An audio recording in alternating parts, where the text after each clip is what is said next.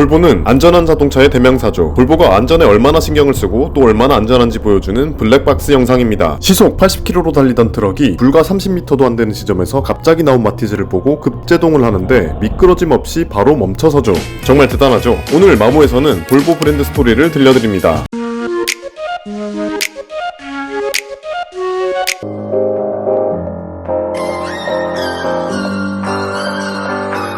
이 광고는 볼보 트럭의 안정적인 드라이브를 극적으로 보여줍니다. 볼보가 안전을 위해 얼마나 노력하는지 알면 이 광고가 전혀 과장이 아니라는 것을 알게 되실 겁니다. 현재 대부분의 자동차에 필수적으로 탑재되어 있는 3점식 안전벨트가 볼보에서 처음 개발했다는 것을 알고 계셨나요? 1959년 3점식 안전벨트를 개발한 볼보는 특허를 신청해 큰 돈을 벌 기회였으나 사람의 안전을 위한 일에 특허를 낼 수 없다며 이를 포기하고 경쟁 회사들에게 무료로 이 기술을 배포했습니다. 3점식 안전벨트 적용 후 충돌 사고 생존율 거의 99%까지 올랐다고 하니 볼보가 아니었다면 지금 우리의 안전도 장담하기 힘들었다고 할 수 있죠. 이처럼 볼보의 강박에 가까운 안전에 대한 집념은 볼보의 출발점에서부터 찾아볼 수 있는데요. 볼보는 1927년 스웨덴에서 아서 가브리엘슨과 구스타프 라르손에 의해 설립됩니다. SKF라는 볼베어링 제조회사에서 함께 근무했던 두 사람이 바닷가재 요리를 먹던 중에 바닥에 떨어뜨린 바닷가재가 깨지지 않고 멀쩡한 것을 보고 구스타프손은 가재처럼 튼튼한 자동차를 만들어 보는 것은 어떨까 라고 제안했고 볼보가 탄생했죠. 유치해 보이는 이 일화는 볼보라는 브랜드의 정체성을 그대로 담고 있는데요. 스웨덴은 기후가 춥고 운전하기 어려운 도로 환경을 갖고 있었기에 볼보를 창립한 두 사람은 스웨덴의 가혹한 환경에서 버틸 수 있는 튼튼하고 안전한 자동차를 만들고자 했죠. 볼보는 초기 승용 모델인 야곱을 시작으로 소형 트럭, 구급차 등 새로운 모델들을 지속적으로 출시했으며 2차 세계대전 직후인 1944년 스웨덴 경제 상황이 어려울 것을 고려해 소형 모델인 PV444를 출시하는데요. 이 차량이 출시되자 스웨덴 국민들은 폭발적으로 반응하였고 1958년 단종되기까지 약 10만 대 이상이 판매되며 볼보라는 브랜드가 국민 브랜드로 떠오르게 된 계기가 되었습니다. 그 후 볼보는 큰 기복 없이 안정적으로 운영을 해오던 중에 1999년 포드가 볼보 자동차 사업 부분을 인수하게 됩니다. 그리고 포드의 재정 위기로 인해 2010년 중국의 지리 자동차에 인수되기까지 굴곡은 있었지만 그 와중에도 굳건하게 지켜오고 있는 것이 있습니다. 바로 안전에 대한 의지입니다. 볼보는 3점식 안전벨트뿐만 아니라 어린이용 안전 시트도 개발했습니다. 1972년 볼보는 우주 비행사들이 받는 중력을 분산시킨 원리를 활용해 어린이용 안전 시트를 만듭니다. 1976년에는 어린이들이 안전벨트를 착용하면 목 부분에 위치해 오히려 더 위험할 수 있음을 알게 돼 시트 높이를 조절할 수 있는 부스터 시트를 개발했고 1990년에는 시트에 내장된 통합 부스터를 개발하였습니다.